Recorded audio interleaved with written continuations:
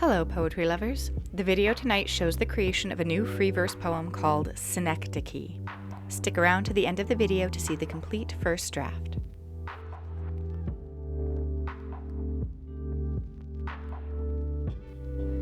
If you follow me on Instagram or TikTok, you know that I share information most days about different poetic elements. My goal with that is to make poetry writing more accessible to the average person by breaking it down into understandable parts. So one day, a couple weeks ago, I shared about synecdoche. Synecdoche means when a small part of something is used to represent the whole. A good example of this would be saying my wheels to refer to your car. But as I was discussing this type of figurative language, I was struck with the idea that I could use synecdoche to brainstorm and structure a whole poem. This is one way creativity and idea creation happens for me. Thinking about a type of poetic element can help set challenges that I will try to meet. If you've been following this channel for a while, you may remember a poem I shared last year called Rising that arose from a similar assignment I gave myself. So I approached this poem with a goal that went beyond just writing my thoughts. I had spent a little time that morning brainstorming possible scenarios, but I landed pretty quickly on this one. I've been seeing a lot of information online about the violence in Gaza and struggling with my own comparative powerlessness. But as I've said before, my voice is the power that I have. I wanted to use this poem to draw attention to the situation of women in Gaza and to highlight our basic connection as human people.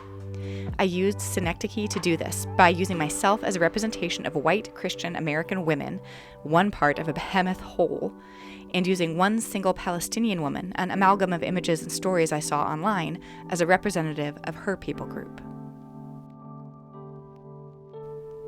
I started writing quickly, but when I got to this point, I slowed down. I knew where I wanted to go, but I wasn't quite sure how to get there.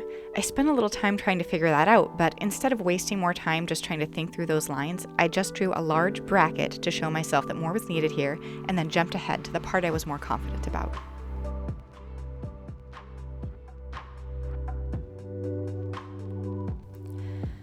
I organized the poem in stanzas of 10 lines each, adding an element of structure even though I was writing in free verse, because I wanted the representations of the two women to be structurally balanced. I spent some time counting, deleting, and adding lines as I wrote to help give a complete description of these two characters while highlighting the differences in our problems.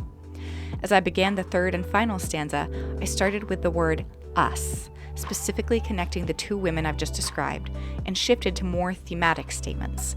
As I wrapped up, I made some edits to ensure that the final stanza also included 10 lines, so that the parallel structure would continue throughout the poem.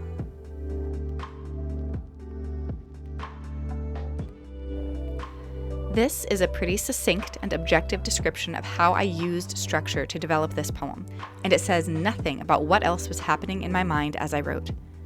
I am deeply distressed at the violence and inhumanity we've seen unfolding in Gaza. I am horrified at the actions of people that so many in my country put on a pedestal. I am sickened at the stories of families separated, communities viciously destroyed, and children murdered. And I wrote this poem even before the recent bombing of a designated safe zone in Rafah. I am angry that the leadership of my country is taxing my family to pay for these atrocities, thus making us complicit. Like I know is true of so many others, I'm overwhelmed by my feelings about this. And this is what poetry is for. It says what is not sayable. It traps the massive problems of every age in a shape the poet defines, and it gives structure and limits to the most overwhelming issues humanity can face.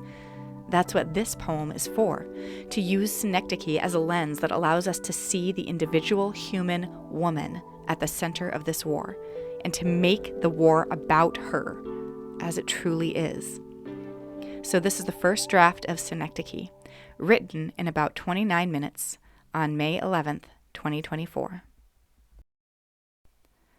Synecdoche.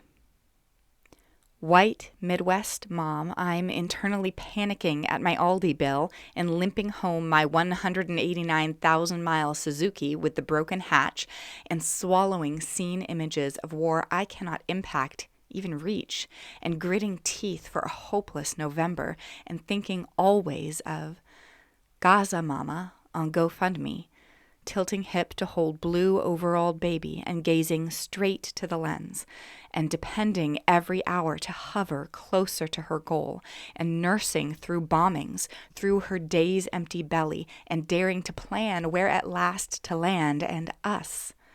So different, showing both all the horror, all the hope, all the longing, all the lack. Had I an arm strong enough, long enough, I'd reach over sea and land to clasp her hand and pull.